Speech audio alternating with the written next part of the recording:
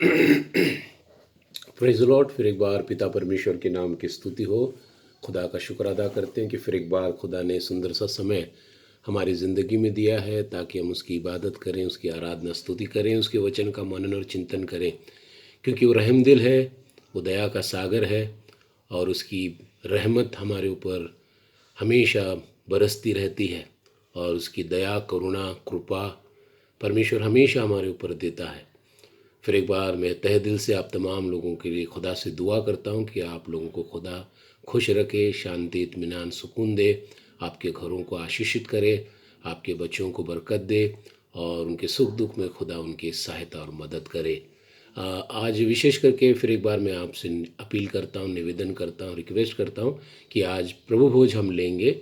और जैसा ही वीडियो आप देख रहे हैं, मैंने लास्ट वीडियो में भी मेंशन किया था कि आप लोग, आपके पास जो भी प्रभु भोज की चीज़ें हैं आप लेकर बैठें, ताकि जब मैं यहाँ से आज प्रभु भोज लूँ और जो प्रभु का वचन मैं पढ़ूँ तो उसके बाद आप भी प्रभु भोज ले सकते हैं। अभी भी आपके पास में समय है। यदि आपको याद नहीं है तो अभी भी आप जो है एक ब्रेड या रोटी या घर में अगर मनुका है तो उसको आप पानी में भिगो कर भी आप उसका रस बनाकर इस्तेमाल कर सकते हैं, या तो ग्रेप जूस आपके पास में अगर है तो आप उसका भी इस्तेमाल कर सकते हैं। तो मेरा आपसे निवेदन है कि आप लोग ज़रूर ज़रूर जो है आज प्रभु भोज में शरीक हुए, उपस्थित हुए। तो आइए फिर एक बार आज परमेश्वर के नाम की स्तुति करते हैं, प्रभु के वचन की ओर बढ़ते हैं। आज का छोटा सा टेक्स्ट मैंने लिया क्योंकि आज प्रभु भोज की विधि है तो उसमें भी काफ़ी समय हमारा जाएगा, इसलिए छोटा सा टॉपिक है और वो है कि कैरेक्टर ऑफ प्रेयरफुलनेस। जो आदमी प्रार्थना करता है उसका चरित्र कैसा रहता है, उसका स्वभाव कैसा रहता है। तो यहाँ पे बहुत अच्छी बात लिखी हुई है और यहाँ पर जो है कुर्नेलियुस के बारे में बताया गया है।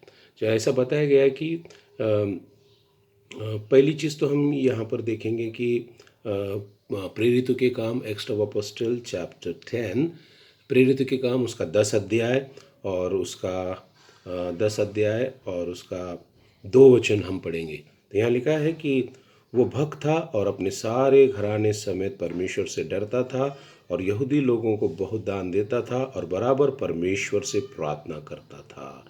तो हम यहाँ पर देखते हैं कि पहली बात, कुर्नेलियुस के जीवन को हम जब देखते हैं तो उसके अंदर पहला जो कैरेक्टर है, पहला जो स्वभाव था उसका, वो ये था कि वो अपने पूरे घराने सहित वो जो है परमेश्वर का भय मानने वाला व्यक्ति था और बहुत यहूदी लोगों को दान देता था। और तीसरी चीज़ उसके बारे में लिखा है कि वो बराबर अपने परमेश्वर से प्रार्थना करता था। हम सभी को पता है कुर्नेलियुस के जीवन के बारे में, वो कौन था, वो कितना बड़ा उसका ओहदा था, उसका पोस्ट कितना बड़ा था, वो कितना प्रसिद्ध व्यक्ति था, ये सारी चीज़ें हमें पता है। लेकिन इसके बावजूद भी उसकी जो हम व्यक्तिगत जीवन के बारे में जब हम देखते हैं तो ये था कि अपने पूरे घराने सहित वो प्रार्थना करने वाला व्यक्ति था। हाँ, जो व्यक्ति प्रार्थना करता है उसके अंदर 2-4 चीज़ें हम देखेंगे कि कौन कौन से गुण होते हैं। जो व्यक्ति प्रार्थना करता है, पहला गुण उसके अंदर ये होता है कि जो व्यक्ति प्रार्थना करने वाला होता है उसके अंदर पहला गुण ये होता है, वो खुदा के हुक्म की तामीर करता है, परमेश्वर की आज्ञा का पालन करता है। यहाँ लिखा है कि ओबीडियंस, वो परमेश्वर की आज्ञाओं का पालन करता। कुर्नेलियुस प्रार्थना करने वाला व्यक्ति था तो उसके अंदर पहला गुण हम देखते हैं कि क्या था, उसने खुदा के हुक्म की तामीर की, परमेश्वर की आज्ञा का पालन किया। प्रेरितों के काम उसका 10 अध्याय और उसका 7 और 8 वचन जब हम यहाँ पढ़ते थे, यहाँ लिखा है 7 और 8, जब वो स्वर्गदूत जिसने उससे बातें की थी चला गया तो उसने 2 सेवक और जो उसके पास उपस्थित रहा करते थे उनमें से एक भक्त सिपाही को बुलाया और उन्हें सब बातें बताकर यफा को भेज दिया। हम यहाँ पर देखते कि जब फरिश्ता उसके पास में आया और फरिश्ते ने उससे आकर उसे आज्ञा किया कि जो यफा के अंदर जो परमेश्वर का सेवक पीटर है, पतरस है, उसको तो अपने यहाँ पर बुला ले। हम यहाँ पर देखते हैं कि वो इतना बड़ा आदमी है, वो इतने बड़ा पोस्ट है, उसके हाथ के नीचे इतने लोग काम करने वाले लोग हैं, लेकिन हम यहाँ देखते हैं कि उसने जो है वो ये नहीं सोचने लगा कि मैं इतना बड़ा आदमी हूँ। उसके अंदर हम देखते हैं कि सेल्फ प्राइडनेस नहीं है। लेकिन नम्र होकर उसने वो फरिश्ते की बात को स्वीकार किया। जब परमेश्वर ने फरिश्ते को वहाँ पे भेजा, और हम यहाँ पर देखते हैं, और ये सबसे बड़ी बात यहाँ पर ये है कि कितनी बड़ी बात है कि हम देखते हैं उस ज़माने में बहुत सारे लोग हैं, बहुत लोग खुदा की इबादत, लेकिन परमेश्वर ने हम देखते हैं कि कुरनेलियुस को ही आशीष दिया हुआ है, और कुरनेलियुस के पास खुदा का फरिश्ता गया। ये बहुत बड़ी बात है ना। जब हमारा जीवन प्रार्थना में हो जाता है और जब हम प्रार्थना करने लगते हैं तो खुदा हमसे जो है खुश हो जाता है और बड़े बड़े चमत्कार हमारे जीवन में करता है। हम कुरनेलियुस के बारे में देखते हैं कि कुरनेलियुस के पास में फरिश्ता आया और फरिश्ता उसके साथ बातें करने लगा। और कुरनेलियुस ने क्या किया? पहली चीज़, उसने उस फरिश्ते की बात को स्वीकार किया, उसकी आज्ञा का पालन किया, और अपने सेवक को बुलाकर उसने जो है यफा को, पतरस को बुलाने के लिए भेजा हुआ है। तो पहली चीज़, जो व्यक्ति प्रार्थना करने वाला होता है, जो व्यक्ति का प्रार्थना में जीवन होता है, वो परमेश्वर की आज्ञा का पालन करता है। दूसरी चीज़, जो आदमी प्रार्थना करने वाला, तो दूसरा कैरेक्टर क्या होता है? Spiritual work. वह आदमी आध्यात्मिक काम करता है, रूहानी काम करता है। जो आदमी प्रार्थना में, प्रार्थना करने वाला जिसका जीवन होता है, उसके अंदर दूसरा कैरेक्टर क्या होता है? Spiritual work. वो आध्यात्मिक रूहानी काम करता है। वो हम देखते प्रेरितों के काम उसका 10 अध्याय और उसका 24 वचन में। और दूसरे दिन वे कैसरिया में पहुंचे, और कुरनेलियुस अपने कुटुंबियों और प्रिय मित्रों को इकट्ठा करके उनकी बाट जो रहा था। Praise the Lord. यहाँ पर हम देखते हैं कि जब कुरनेलियुस ने अपने सेवक को, यफा को, पतरस को बुलाने के लिए भेजा है, तो यहाँ पर हम देखते हैं कि कुरनेलियुस का जो जीवन है वो कितना उदारता में है। यहाँ पर लिखा है कि कुरनेलियुस अकेला अपने परिवार सहित पतरस की बाट नहीं जो रहा था, लेकिन कुरनेलियुस ने क्या किया? अपने आसपास के, अपने पड़ोसियों को, अपने मित्रों को, अपने लोगों को, सारे लोगों को उसने इकट्ठा किया है, ताकि वो लोग जो है परमेश्वर का जो दास है, जो उसके घर में आने वाला है, उसके वचन को सुने, उसे आशीष प्राप्त करें। ये बहुत बड़ी बात है अजीजों। तो जो आदमी प्रार्थना करने वाला जो व्यक्ति होता है, उसके अंदर दूसरा कैरेक्टर ये होता है कि वो रूहानी काम करता है, आध्यात्मिक कार्य करता है। वो जैसे आज कुरनेलियुस कर रहा है। कुरनेलियुस ने क्या किया?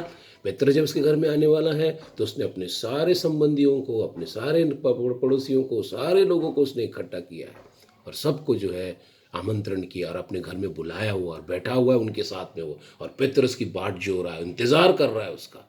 अजीजों, ये बहुत बड़ी बात है। तो दूसरा कैरेक्टर हम देखते हैं। तीसरा जो कैरेक्टर है वो हम देखते हैं स्पिरिचुअल रिस्पेक्ट। और जब जो व्यक्ति परमेश्वर से प्रार्थना करने वाला व्यक्ति होता है, उसका जीवन जो है क्या होता है? उसका जीवन जो है वो स्पिरिचुअल रिस्पेक्ट, उसको आध्यात्मिक रीति से उसकी इज्जत की जाती है, उसे महत्व दिया जाता है। जब हम लोग प्रेरितों के काम 10 अध्याय का 33 पढ़ते हैं, तो यहाँ पे लिखा है, तब मैंने तुरंत तेरे पास लोग भेजे, और तूने भला किया जो आ गया। अब हम सब यहाँ परमेश्वर के सामने हैं, ताकि जो कुछ परमेश्वर ने तुझसे कहा है उसे सुने। और यहाँ लिखा है, अब हम देखते हैं कि कुरनेलियुस के बारे में देखते हैं कि वो किस प्रकार जो है स्पिरिचुअल रिस्पेक्टली वो पतरस को जो है स्पिरिचुअली आध्यात्मिक रीति से उसको इज्जत दे रहा है। तो जो आदमी का जीवन प्रार्थना में होता है, वो आदमी खुदाई जो बंदे होते हैं, खुदाई जो लोग होते हैं, परमेश्वर का जो कार्य करने वाले लोग होते हैं, उनको इज्जत देते हैं, उनको रिस्पेक्ट करते हैं, आध्यात्मिक रीति से उन्हें स्वीकार करते हैं, और उनके साथ में जो है नम्रता के साथ पेश आते हैं। तो ये हमने 3 बातें यहाँ पर ये देखी कि जो आदमी प्रार्थना करता है उसका स्वभाव कैसा होता है। तो अजीज़ों, हमारे लिए बहुत महत्व का बाब है। संसार में बहुत सारे, तो जब हम प्रार्थना में अपना जीवन लौलीन करते हैं, प्रार्थना में जब अपना जीवन को समर्पित करते हैं, तो हमारे जीवन में ये सारी चीज़ें आने लगती है। हम परमेश्वर की आज्ञा का पालन करते हैं, और आध्यात्मिक कार्य करते हैं, और प्रभु के जो सेवक होते हैं उनकी इज्जत करते हैं। ये 3 बातें जो प्रार्थना करने वाला व्यक्ति होता है उसके जीवन में होती है। और ये 3 बातें हमने कुरनेलियुस के जीवन में देखी हैं। और यहाँ पर एक बहुत बड़ी बात हमको दिखाई देती है, और वो ये है कि जब हम यहाँ पर देखते हैं कि कुरनेलियुस को ही आशीष नहीं मिली है, लेकिन उसके घर में जितने भी लोग आए हैं उन सभी को पवित्र आत्मा का सामर्थ्य मिला हुआ है। तो अजीज़ों, ये हमारा बहुत बड़ी बात है कि जब हम आध्यात्मिक रीति से खुदा के पास जब जाते हैं तो उसका जो प्रकाश होता है, उसका जो नूर होता है, वो हमारे तक ही सीमित नहीं रहता, वो लोगों तक पहुंचता है, लोगों तक जाता है। उसका प्रवाह, उसका प्रकाश, उसका तेज लोगों में प्रभावित होता है। ये हम कुरनेलियुस के जीवन के द्वारा देखते हैं कि कुरनेलियुस के आध्यात्मिक जीवन की आशीष जो है, कुरनेलियुस की रूहानी ज़िंदगी का नूर जो है, वो लोगों के जीवन में चमका और लोगों ने आशीष पाई है। तो जब हमारा जीवन प्रार्थना में होता है तो इस प्रकार से हमारे जीवन में आशीष आती है। तो आइए, एक छोटा सा संदेश मैंने आपके पास में भेजा हुआ है और अब हम जो है प्रभु भोज की ओर बढ़ेंगे। जैसा कि मैंने आपको बताया कि आज हमारे पास में जो है यहाँ पर जो है ये रोटी है और ये दाखरस है और वाइन है, ताकि हम आज प्रभु भोज की विधि की शुरुआत कर सकें। तो आइए हम प्रभु भोज की विधि की ओर बढ़ेंगे और सबसे पहले जो है हम प्रभु के वचन में से पढ़ेंगे। पहला कोरिन्थियुस उसका 11 अध्याय और उसका 23 वचन से, जो हम सब हमेशा पढ़ते हैं। पहला कोरिन्थियुस 11 अध्याय 23 वचन से, क्योंकि ये बात मुझे प्रभु से पहुंची और मैंने तुम्हें भी पहुंचा दी कि प्रभु यीशु जिस रात वो पकड़वा गया था, रोटी ली और धन्यवाद करके उसे तोड़ी और कहा, ये मेरी देह है जो तुम्हारे लिए है, मेरे स्मरण के लिए यही किया करो। इसी रीति से उसने ब्यारी के पीछे से कटोरा भी लिया और कहा, ये मेरे कटोरा भी लिया और कहा, ये कटोरा मेरे लहू में नई वाचा है, जब कभी पियो तो मेरे स्मरण के लिए यही किया करो। क्योंकि जब कभी तुम इस रोटी को खाते, उस कटोरे में से पीते हो, तो प्रभु की मृत्यु को जब तक वो ना आए प्रचार करते रहो। इसलिए जो कोई अनुचित रीति से प्रभु की रोटी खाए, उसके कटोरे में से पिए, वो प्रभु के देह और लहू का अपराधी ठहरेगा। इसीलिए मनुष्य अपने आप को जांच ले और इस रीति से इस रोटी में से खाए और इस कटोरे में से पिए। क्योंकि जो खाते पीते समय प्रभु के देह को ना पहचाने, वो इस खाने और पीने से अपने ऊपर दंड लाता है। इसी कारण तुम में से बहुत से लोग निर्बल और रोगी और बहुत से लोग सो भी गए। यदि हम अपने आप को जांचते तो दंड ना पाते। परमेश्वर के पढ़े जाने पर उसकी आशीष हो। आइए हम प्रार्थना करेंगे खास तौर पे इस प्रभु भोज की विधि के लिए, और हम प्रभु का धन्यवाद देंगे कि खुदा ने आज हमको समय दिया है। और बाइबल में लिखा हुआ है कि यीशु मसीह गतसमने के बगीचे में जब उपस्थित हुआ अपने चेलों के साथ, उसने अपने हाथ में रोटी ली, उस रोटी को तोड़ा और कहा, ये मेरा बदन है, ये मेरा शरीर है जो तुम्हें दिया जाता है, इसे लो और इसे खाओ। आइए हम इसे ले और इसे खाए। आप दुआ करेंगे। ज़मीन के खालिक और मालिक, जिंदा खुदा, आसमानी बाप, फिर एक बार हम तेरा धन्यवाद करते हैं, स्तुति करते हैं प्रभु। तूने आज एक सुंदर सा समय हमारे जीवन में दिया है ताकि इस प्रभु भोज की विधि में शरीक हो सके। हम दुआ करते पिता परमेश्वर, खास तौर पे आज जितने भी लोग इसमें शरीक होते हैं ना, तो आशीषित कर। और हम स्मरण करें कि जब हम पापी थे तो हमारे पापों को मिटाने के लिए सलीब पर अपनी जान दिया, बहुमूल्य लहू बहाकर हमें तूने शुद्ध किया है। फिर एक बार पिता हम तेरा धन्यवाद करते हुए यीशु के नाम से मांगते हैं। खास तौर पे आइए, ये प्रभु की रोटी है जो आज हमें दी गई है, और इसे ये यीशु ने कहा, ये मेरा शरीर है जो तुम्हें दिया जाता है, इसे लो और इसे खाओ। आइए हम इसे लें और इसे खाएं।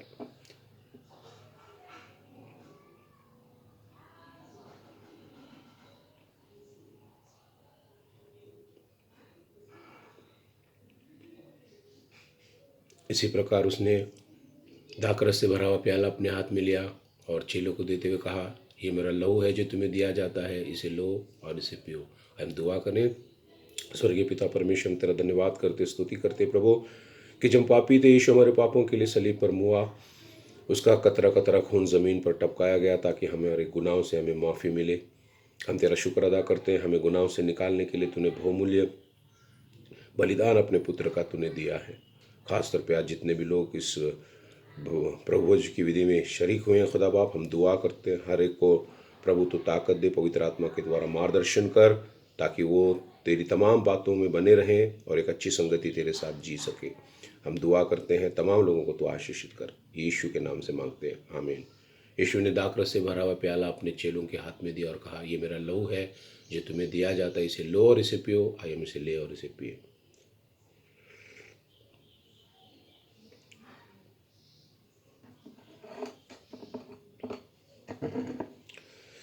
दुआ करें। पिता परमेश्वर, हम तेरा धन्यवाद करते कि आज तूने हमें एक संधि दी कि आज हम प्रभु की विधि में शरीक हो सके हैं।